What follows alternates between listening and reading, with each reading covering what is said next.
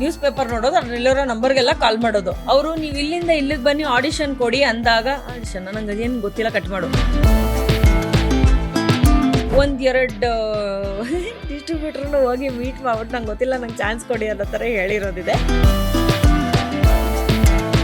ಈ ಡಿಫ್ರೆನ್ಸಿಯೇಷನ್ ಎಲ್ಲ ಗೊತ್ತಿಲ್ಲ ನಂಗೇನು. ನಾನು ಇಂಡಸ್ಟ್ರಿಗೆ ಒಟ್ಟಲ್ಲಿ ಹೊರಟ್ಬಿಡ್ಬೇಕು ನಾನು, ಅಷ್ಟೇ ಮ್ಯಾಟ್ರು. ಅಂದರೆ ಅಲ್ಲಿವರೆಗೂ ನಾನು ಮಾತಾಡೋದು ಹೆಂಗೆ ಕೇಳಿಸ್ತಿತ್ತು ಎಲ್ರಿಗೂ ಅಂತಂದ್ರೆ ಆಂಗ್ಲೋ ಇಂಡಿಯನ್ ಮಾತಾಡೋದಂಗೆ ಕೇಳಿಸ್ತಿತ್ತಂತೆ. ಲ್ಯಾಂಗ್ವೇಜು ಕನ್ನಡ ಚೆನ್ನಾಗಿ ಬರ್ತಿರ್ಲಿಲ್ಲ ಅಂತ ಅನ್ಕೊಳ್ತಾ ಇದ್ರಲ್ಲ. ಸೊ ಹಾಗಾಗಿ ಬಾಂಬೆ ಅವ್ರು ಯಾರು ಅಂತ ಅನ್ಕೋತಿದ್ರು, ಕರ್ನಾಟಕ ಅಂತ ಪ್ರೆಸೆಂಟ್ ಅಂತ ಹೇಳ್ಕೊಂಡು ಓಡಾಡ್ತಾ ಇದ್ದೆ ನಾನು. ನಿಮ್ಗೆ ಆಸೆ ಇತ್ತು ಈ ರೂಟಿಗೆ ಬರಬೇಕು ಅಂತ, ಹೇಗೆ ನಿಮ್ಗೆ ಅದು ಗೊತ್ತಾಯ್ತು? ಏನು ಗೊತ್ತಿರ್ಲಿಲ್ಲ, ಸುಮ್ ಡಿಸೈಡ್ ಮಾಡಿದ್ದು ಅಷ್ಟೇನೆ ಅದು. ಅದಾದ್ಮೇಲೆ ಓಕೆ ಆ ಟಾಪಿಕ್ ಹೇಳ್ಬೇಕಿತ್ತಾ, ಓಕೆ. ಅಲ್ಲಿ ಏನಾಗಿತ್ತು, ನ್ಯೂಸ್ ಪೇಪರ್ಗಳು ಇಂಟ್ರೆಸ್ಟ್ ಅಲ್ವಾ ಅವಾಗ, ಈ ಸೋಷಿಯಲ್ ಮೀಡಿಯಾ ಎಲ್ಲ ಇವಾಗ ಬಂದಿರೋದಲ್ವಾ.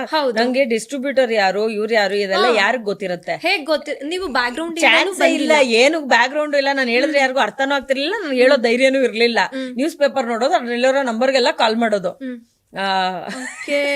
ಕಾಯಿನ್ ಬೂತ್ ಇರ್ತಿತ್ತಲ್ಲ, ಹೋಗ್ಬಿಟ್ಟು ನಮ್ಮ ಮಮ್ಮಿ ಹತ್ರ ಚೇಂಜ್ ಇಸ್ಕೊಳ್ಳೋದು, ಹೋಗ್ಬಿಟ್ಟು ಒಂದ್ ನಂಬರ್ ಒಂದ್ಸತಿ ಕಾಲ್ ಮಾಡೋದು. ಅವ್ರೇನೋ ಒಂದ್ ಹೇಳ್ತಾರೆ, ಇದಕ್ಕಲ್ಲಮ್ಮ ಅದಮ್ಮ ಅಂತ ಹೇಳ್ತಾರೆ, ಕಟ್ ಮಾಡೋದು. ಆಮೇಲೆ ಒಂದ್ ಕಾಲಮ್ ಬರೋದು, ಆರ್ಟಿಸ್ಟ್ ಬೇಕಾಗಿದ್ದಾರೆ, ಏನೋ ಜಾಬ್ ವೇಕೆನ್ಸೀಸ್ ಇರೋದು ಅಂತ ಅದೊಂದು ಕಾಲಮ್ಸ್ ಬರೋದಲ್ವಾ. ಅದ್ರಲ್ಲಿ ರೌಂಡ್ ಮಾರ್ಕ್ ಹಾಕೊಂಡ್ಬಿಟ್ಟು ಹೋಗ್ಬಿಟ್ಟು ಆ ನಂಬರ್ ಕಾಲ್ ಮಾಡೋದು. ಅವರು ನೀವು ಇಲ್ಲಿಂದ ಇಲ್ಲಿಗೆ ಬನ್ನಿ ಆಡಿಷನ್ ಕೊಡಿ ಅಂದಾಗ ಆಡಿಷನ್ ನಂಗೆ ಅದೇನು ಗೊತ್ತಿಲ್ಲ, ಕಟ್ ಮಾಡು ಅಷ್ಟೇ. ಆಡಿಷನ್ ಅಂದ್ರೆ ಗೊತ್ತಿಲ್ಲ ನನಗೆ ಅವಾಗ, ಸೊ ಕಟ್ ಮಾಡು ಅಂತ. ಅಂಡ್ ಈ ಧೈರ್ಯ ಎಲ್ಲ ಮಾಡಿದ್ದು only after first PUC 10th ಆದ್ಮೇಲೆ ನ್ಯೂಸ್ ಪೇಪರ್ ನಂಬರ್ಗಳಿಗೆ ಕಾಲ್ ಮಾಡೋ ಅಂತ ಧೈರ್ಯ ಮಾಡಿದ್ದು. ಒಂದೆರಡು ಡಿಸ್ಟ್ರಿಬ್ಯೂಟರ್ನು ಹೋಗಿ ಮೀಟ್ ಮಾಡ್ಬಿಟ್ಟು ನಂಗೆ ಗೊತ್ತಿಲ್ಲ, ನಂಗೆ ಚಾನ್ಸ್ ಕೊಡಿ ಅನ್ನೋ ತರ ಹೇಳಿರೋದಿದೆ. ವಿಚ್ ವಿ ಡೋಂಟ್ ನೋ ಯಾರನ್ನ ಅಪ್ರೋಚ್ ಮಾಡ್ಬೇಕು ಏನ್ ಮಾಡ್ಬೇಕು ಅಂತ. ಒಂದ್ ದಿವಸ ಹೀಗೆ ಅವ್ರ ಹತ್ರ ನಾನು ಚೆನ್ನಾಗಿ ಮಾತಾಡ್ಬಿಟ್ಟು ನಂಗೆ ನೆನ್ಪಿರೋ ಹಂಗೆ ಸುದೀಪ್ ಸರ್ ಸೆಟ್ ಹೋಗಿದ್ದೀನಿ. ಏನೋ ಸುಮ್ನೆ ಮಾತಾಡ್ಸಿ ಬರ್ಬೇಕು ಅಂತ ಅನ್ಬಿಟ್ಟು ಅವರು ಒಂದಷ್ಟು ಜನಕ್ಕೆ ಪಾಪ ಫೋಟೋ ಕೊಟ್ಟು ಸಾಕಾಗಿದ್ರು. ಸುದೀಪ್ ಸರ್ ಆ ಟೈಮಲ್ಲಿ, ಸುದೀಪ್ ಸರ್ದು ಆ ಟೈಮ್, ಹೌದು ಫೋಟೋ ಕೊಟ್ಟು ಸಾಕಾಗಿದ್ರೆ ಅಲ್ಲಿ ಹೋಗ್ಬಿಟ್ಟು ನಾನು ಡಿಸ್ಟರ್ಬ್ ಮಾಡ್ಬಿಟ್ಟು ಒಂದು ಫೋಟೋ ತೆಗೆಸ್ಕೊಂಡು ವಾಪಸ್ ಬಂದೆ. ಅಷ್ಟ್ರಲ್ಲಿ ಸುದೀಪ್ ಸರ್ದು ಆಗಿತ್ತು ಒಂದಷ್ಟು movies. I was in just 10th ಮುಗಿಸಿದ್ದು ನಾನು.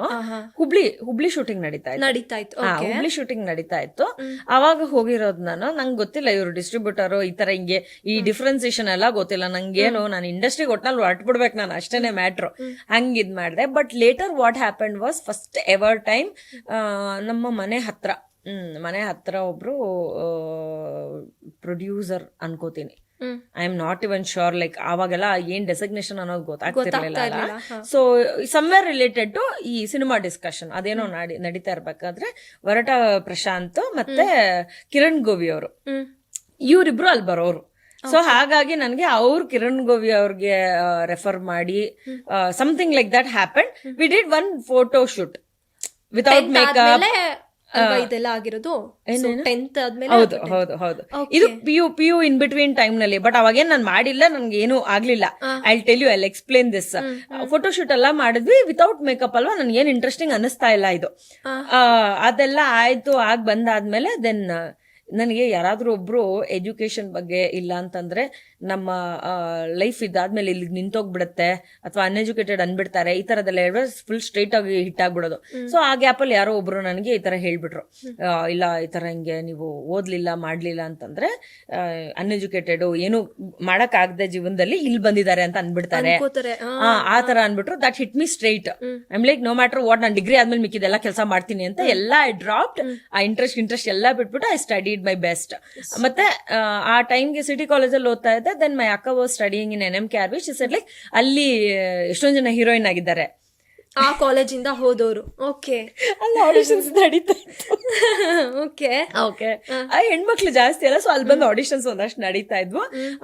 ಸರಿ ಓಕೆ ಅಲ್ಲಿ ಸೇರ್ಕೊಳ್ಳೋಣ ಅಂತ ಅಂದ್ಬಿಟ್ಟು ಅಲ್ಲಿ ಅಕ್ಕಯಿಂದ ಸೇರ್ಕೊಂಡಿದ್ದೆ ಆಕ್ಚುಲಿ ಅದು. ಸೊ ಸೇರ್ಕೊಂಡೆಲ್ಲ ಆದ್ಮೇಲೆ ನಾನು ಅಟೆಂಡೆನ್ಸ್ ಆಟೋಮೆಟಿಕ್ಲಿ ಡ್ರಾಪ್ ಆಗಕ್ಕೆ ಸ್ಟಾರ್ಟ್ ಇದ್ದೆ. ಆ ಕಡೆ ಜಾಸ್ತಿ ಏನೇನೋ ಮಾಡೋದಕ್ಕೆ ಸ್ಟಾರ್ಟ್ ಮಾಡಿದೆ, ಡ್ರಾಮಾ ಮಾಡು. ಅದರಲ್ಲಿ ಏನು ನಾನು ಡ್ರಾಮಾ ಮಾಡಿದ್ ಫಸ್ಟ್ ಟೈಮ್ಗೆ ಬೆಸ್ಟ್ ಆಕ್ಟ್ರೆಸ್ ಅವಾರ್ಡ್ ಬಂದ್ಬಿಡ್ತು. So I got more confident. ಆ ತರದೆಲ್ಲ ಆಯ್ತು.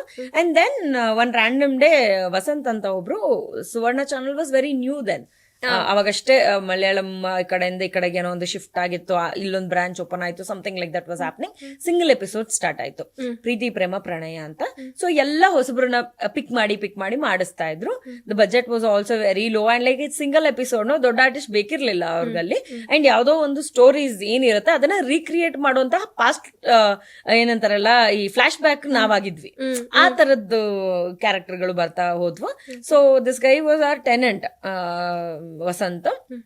So he referred said like ಈ ತರದ ಹೆಂಗೆ ಒಬ್ರು ರವಿ ಸರ್ ಅಂತ ಡೈರೆಕ್ಟ್ರು ಅವ್ರು ಇದನ್ನ ಮಾಡ್ತಾ ಇದಾರೆ, ಕೆಲಸ ಮಾಡು ನೀನ್ ಬಾ ನೋಡೋಣ, what works well will see ಅಂತ ಅನ್ಬಿಟ್ಟು ನಾನು ಹೋದ್ಮೇಲೆ ನನ್ನ ಕೈಯಲ್ಲಿ ಆಕ್ಟ್ ಮಾಡಿಸ್ಬಿಟ್ಟು ನನಗೆ 1,000 ರೂಪಾಯಿ ಪೇಮೆಂಟು ಕೊಟ್ಬಿಟ್ಟು ಕಳ್ಸಿದ್ರ, ನಾನ್ ಫುಲ್ ಖುಷಿ. So that was the first thing. And ಅದಾದ್ಮೇಲೆ ಸಿ ಬ್ಯಾಂಗ್ಳೂರ್ ಅಂತ ಒಂದು ಚಾನಲ್, ಅದರಲ್ಲಿ ನಾನು ಆಂಕರಿಂಗ್ ಜಾಯ್ನ್ ಆದೆ, ನಾನು ಕಾಲೇಜಲ್ಲಿ ಓದ್ತಿದ್ದಾಗ್ಲೇನೆ. ಅಲ್ಲಿಂದ ಅಲ್ಲಿಗೆ ಏನಕ್ಕೆ ಜಂಪ್ ಆದ? ಐ ಡೋಂಟ್ ರಿಮೆಂಬರ್, ಈ ತರನೇ ಏನೋ ಕಾಲ್ಗಿಲ್ ಮಾಡಿರ್ತೀನಿ ನಾನು, ಅಪರ್ಚುನಿಟಿ ಏನೋ ಇದೆ ಅಂತ, ಅಥವಾ ಯಾರಾದ್ರೂ ಹಿಂಗೆ ಏನೋ ಸಣ್ಣ ಪುಟ್ಟದಲ್ಲಿ ರೆಫರ್ ಮಾಡಿರ್ಬೇಕು ನನಗೆ. ಬಟ್ ಅಲ್ಲಿ ಏನಂತಂದ್ರೆ ಸೀರೆಯ ಬೆಲೆ ಎಷ್ಟು ಇದನ್ನ ಹೇಳ್ಬೇಕು ಜಾನ್, ಆ ತರದ್ದು ಪ್ರೋಗ್ರಾಮ್ ಅನ್ನ ಇದ್ ಮಾಡಿದ್ವಿ. ಅಂಡ್ ಅಲ್ಲಿವರೆಗೂ ಬೇರೆಯವರು ಚೆನ್ನಾಗಿ ಮಾಡ್ತಾ ಇದ್ರು, ನಾನ್ ಸಡನ್ ಆಗಿ ನನಗ್ ಭಯ, ಪಾಪ ಅವ್ರು ಅಷ್ಟು ಚೆನ್ನಾಗಿ ಪ್ರೋಗ್ರಾಮ್ ನಡೆಸ್ತಾ ಇದ್ರು, ನಾನು ಇವಾಗ ಹೋಗ್ಬಿಟ್ಟು ಏನಾದ್ರು ಹಾಳು ಮಾಡ್ಬಿಟ್ರೆ ನನಗೆ ಅವ್ರಿಗೆ ಎಲ್ರಿಗೂ ಕೆಟ್ಟ ಹೆಸರಲ್ವಾ, ಹಿಂಗೆ ಅದು ಇದು ಅಂತ. Then I was still Shruti, I was not Tanisha, that is my birth name. So I was still ಕಾಲೇಜಲ್ಲಿ ಓದ್ತಿದ್ದಾಗ I was still Shruti. And like every Sunday ಆಗ್ತಿತ್ತು ನನಗದು. ಸೊ ಸಂಡೇ ಪ್ರೋಗ್ರಾಮ್ ಆಗ್ತಾ ಇದ್ದಿದ್ರೆ ಲೈವ್ ಬೇರೆ. ಸೊ ಸಂಡೇ ಪ್ರೋಗ್ರಾಮ್ ಆಗ್ತಾ ಇದ್ರೆ ಫಸ್ಟ್ ಅವ್ರು ನನಗೆ ಯಾವ್ದೋ ಒಂದು ಕಾಂಬಿನೇಷನ್ ಅಲ್ಲಿ ಕೊಟ್ರು, ನಾನು ಮಾತಾಡ್ತೀನಿ ಅಂತ ಗೊತ್ತಾದ್ಮೇಲೆ ಆ ಪ್ರೋಗ್ರಾಮ್ ಕೊಟ್ರು ನನಗೆ. ನಾನು ಇಷ್ಟ ಬಂದಂಗೆ ಎಲ್ಲ ಮಾತಾಡ್ತಾ ಇದ್ದೆ, ಇಲ್ಲಾಂದ್ರೆ ನಾನು ಈ ತರ ಆಂಕರಿಂಗ್ ಮಾಡ್ಬೋದು ಅನ್ನೋದ್ರ ಬಗ್ಗೆ ಐಡಿಯಾನೇ ಇರ್ಲಿಲ್ಲ. ಗಿವ್ ಇಟ್ ಅ ಟ್ರೈ ಅಷ್ಟೇನೆ.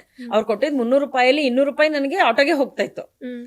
ಒಂದ್ ಎಪಿಸೋಡ್ಗೆ ಆಟೋಗೆ ಹೋಗ್ತಿತ್ತು. It turn out to be like that, but I am more interested. And then ಕಾಲೇಜಲ್ಲೆಲ್ಲ ಒಂಚೂರು ರೆಕಗ್ನೈಸ್ ಎಲ್ಲ ಮಾಡಕ್ ಸ್ಟಾರ್ಟ್ ಮಾಡಿದ್ರಲ್ಲ, ಇದ್ರಲ್ಲಿ ಮಾಡ್ದಲ್ಲ ನೀನು, ಕನ್ನಡ ಇಂಪ್ರೂವ್ ಆಗ್ಬಿಟ್ಟಿದೆ.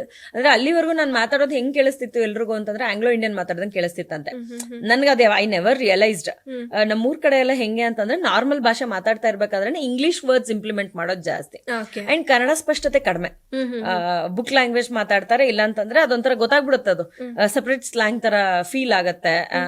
ಕನ್ನಡ ವರ್ಡ್ಸ್ ಕರೆಕ್ಟ್ ಆಗಿ ಬರಲ್ಲ. ಈಗ ನಾರ್ಮಲ್ ಒಂದ್ ಸೆಂಟೆನ್ಸ್ ಅಲ್ಲಿ 3 ಇಂಗ್ಲಿಷ್ ಪದ ಯೂಸ್ ಮಾಡಿ ಮಾಡ್ತಾರೆ. ನಮ್ ಭಾಷೆ ಮಾತಾಡ್ಬೇಕಾದ್ರೂ ಅಷ್ಟೇನೆ, ಕನ್ನಡ ಮಾತಾಡ್ಬೇಕಾದ್ರೂ ಅಷ್ಟೇ. ಅಂದ್ರೆ ಬೇರೆ language, Kodava language. Okay.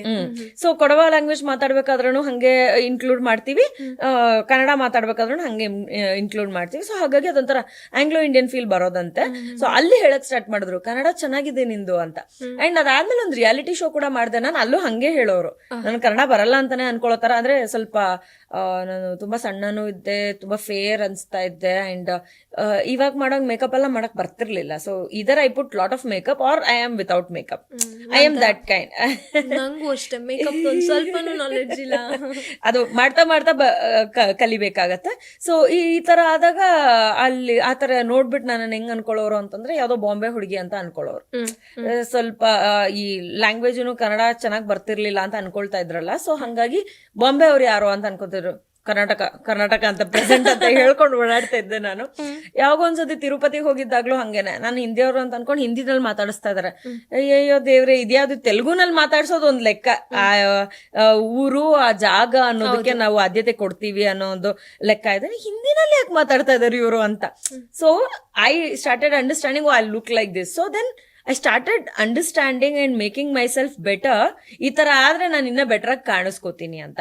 So serials ಎಲ್ಲ ಅಪರ್ಚುನಿಟೀಸ್ ನನಗೆ ಸಿಗ್ತಾ ಹೋದಾಗ I did copy couple of Hindi serial actress. ಅಂದ್ರೆ ಎಕ್ಸಾಕ್ಟ್ಲಿ ಇವ್ರೆ ಅಂತ ಅಲ್ಲ, ಆ ಸ್ಟೈಲ್ ಅನ್ನ ನಾನು ಕಾಪಿ ಮಾಡಕ್ ಸ್ಟಾರ್ಟ್ ಮಾಡಿದೆ. ಅವ್ರು ಯಾರೋ ಒಂದು ಹೊಸ ಮೇಕಪ್ ಟ್ರೈ ಮಾಡಿರ್ತಾರೆ, ಅದನ್ನ ಇಲ್ಲಿ ಮೇಕಪ್ ಮ್ಯಾನ್ ಗಳು ಇರ್ತಾರಲ್ಲ, ಅವ್ರಿಗೆ ಅಣ್ಣ ನಾನು ಒಂಚೂರು ಮಾಡ್ಕೋತೀನಿ ಅಣ್ಣ ಅಂತ ಪ್ರಾಡಕ್ಟ್ ಎಲ್ಲ ಫುಲ್ ತುಂಬಿರ್ತಾರಲ್ಲ, ಅವರು ಫುಲ್ ಟೇಬಲ್ ಫುಲ್ ಪ್ರಾಡಕ್ಟ್ಸ್ ಇರುತ್ತೆ. So experimenting is like very easy. So I'm like ಅದನ್ನು ಕೊಡು ಇದನ್ನು ಕೊಡು, ಹೊಸ ಪ್ರಾಡಕ್ಟ್ ಯಾವ್ದಿದೆ, ಈ ತರ ಫುಲ್ ಎಕ್ಸ್ಪೆರಿಮೆಂಟ್ ಎಲ್ಲ ಮಾಡ್ಕೊಂಡು I started learning makeup actually. ಆದ್ರೆ ಅಲ್ಲಿ ಒಂದೇನಾಯ್ತು ಅಂತಂದ್ರೆ ಕೆಲವ್ರ ಹತ್ರ ಪ್ರಾಡಕ್ಟ್ಸ್ ತುಂಬಾ ಚೆನ್ನಾಗಿರೋದು, ಅವ್ರಿಗೆ ಅಷ್ಟು ಚೆನ್ನಾಗಿ ಮಾಡಕ್ ಬರ್ತಿರ್ಲಿಲ್ಲ. ಅಂದ್ರೆ ನನ್ಗೇನೋ ನಾನ್ ತುಂಬಾ ಬ್ಯೂಟಿಫುಲ್ ಅನ್ನೋ ಫೀಲ್, ಆ ಫೀಲ್ ಫುಲ್ಫಿಲ್ ಮಾಡ್ತಾ ಇಲ್ಲ ಅನ್ನೋದು. ಯಾಕಂದ್ರೆ ಮೇಕಪ್ ಶುಡ್ ಎನ್ಹಾನ್ಸಸ್, ನಮ್ ಬ್ಯೂಟಿನ ಮೇಕಪ್ ಎನ್ಹಾನ್ಸ್ ಮಾಡ್ಬೇಕು ಅನ್ನೋದೊಂದು ಕಲ್ತ್ಕೊಂಡ್ಬಿಟ್ಟಿದ್ದೆ ನಾನು. ಲೈಕ್ ನನಗೂ ಎಕ್ಸ್ಪೆರಿಮೆಂಟ್ ಮಾಡಕ್ ಸಿಕ್ಕಾಬಿಡ ಇಷ್ಟ. ಸೊ ಪ್ರಾಡಕ್ಟ್ಸ್ ಜೊತೆಗೆ ಒಂದೊಂದೇ ಸಣ್ಣ ಪುಟ್ಟದಲ್ಲಿ, ಅಂದ್ರೆ ಇವಾಗ ಏನು ನಾವು ಒಂದು ಫೌಂಡೇಶನ್ಗೆ 3-4 ಸಾವಿರ ರೂಪಾಯಿ ಕೊಡ್ತೀವಿ, ಈ 200-300 ನಲ್ಲಿ ಯಾವ್ದು ಸಿಗುತ್ತೆ ಅಂತ ಹುಡ್ಕೋದು. ಅವಾಗ ಇದೆ ಒಂದು ನಮಗ್ ಸೆಟ್ ಆಗತ್ತಾ, ಕಲರ್ ಶೇಡ್ ಏನು ಇದು ಗೊತ್ತಾಗ್ತಿರ್ಲಿಲ್ಲ. ಇನ್ನೊಂದು ಅಫೋರ್ಡ್ ಮಾಡಕ್ ಆಗಲ್ಲ, ಏಕ್ದಮ್ ನಮ್ ಕೈಯಲ್ಲಿ ಅಷ್ಟೆಲ್ಲ ಎಕ್ಸ್ಪೆರಿಮೆಂಟ್ ಮಾಡೋದಕ್ಕೆ ದುಡ್ಡು ಜಾಸ್ತಿ ಜಾಸ್ತಿ ಕೊಟ್ಟಲ್ಲೇ ಅಫೋರ್ಡ್ ಮಾಡೋಕ್ಕಾಗಲ್ಲ. ಮತ್ತೆ ಮೇಕಪ್ ಮ್ಯಾನ್ಗಳು, ನಮ್ಮ ಟಿವಿ ಮೇಕಪ್ ಅವ್ರು ಯಾರು ನಮ್ಗೆ ಡೀಟೇಲ್ಸ್ ಹೇಳ್ಕೊಡಲ್ಲ. ಹಾ, ಹೇಳ್ಕೊಡಲ್ಲ. ಅವ್ರ ಕೆಲಸ ಅವ್ರಿಗಿರತ್ತೆ. And it's big deal. ಅದನ್ನ ಏಕ್ದಮ್ ಹೇಳ್ಕೊಡೋಕು ಆಗಲ್ಲ. It's very big deal. So YouTube ಅಲ್ಲೆಲ್ಲ ನೋಡ್ಕೊಂಡು ಮೇಕಪ್ ನ ಕಲ್ತ್ಕೊಂಡು ಈ ತರದೆಲ್ಲ ಒಂದಷ್ಟು ಮಾಡಿ ಮಾಡಿ ಮಾಡಿ I think step by step I have improved my self. ತುಂಬಾ ದಪ್ಪ ಇದ್ದೀರಾ, ಅದರಲ್ಲೂ ಯಾವುದೇ ಸೈಡ್ ಎಫೆಕ್ಟ್ ಇಂದ ಸಣ್ಣ ಆಗ್ಬೇಕಾ? ಎಷ್ಟೋ ಜನ ಹೇಳ್ತಾ ಇದ್ರಿ, ಸರ್ ನಾನು ಜಿಮ್ಗೆ ಹೋಗ್ತಾ ಇದ್ದೀನಿ ಆದ್ರೂ ಸಣ್ಣ ಆಗ್ತಾ ಇಲ್ಲ ಸರ್, ವರ್ಕೌಟ್ ಮಾಡ್ತಾ ಇದ್ದೀನಿ ಆದ್ರೂ ಸಣ್ಣ ಆಗ್ತಾ ಇಲ್ಲ ಅಂತ ಹೇಳ್ತಾ ಇದ್ರಲ್ಲ. 100% ಯಾವ ಜಿಮ್ಗೂ ಹೋಗ್ದಂಗೆ ವರ್ಕೌಟು ಮಾಡ್ದಂಗೆ ನೀವು ಸಣ್ಣ ಆಗ್ಬೋದು. ಪ್ರತಿದಿನ ಬೆಳಿಗ್ಗೆ ಸಂಜೆ 2 ಟೈಮ್ ನಮ್ಮ ಜೀನಿ ಸ್ಲಿಮ್ ನ ಯೂಸ್ ಮಾಡಿ ಯಾವುದೇ ಸೈಡ್ ಎಫೆಕ್ಟ್ ಇಲ್ದಂಗೆ ನೀವು ಸಣ್ಣ ಆಗ್ತೀರಾ. ಯಾಕೆಂದ್ರೆ ಜೀನಿ ಸ್ಲಿಮ್ ಒಂದು ಉತ್ತಮ ಆಹಾರ.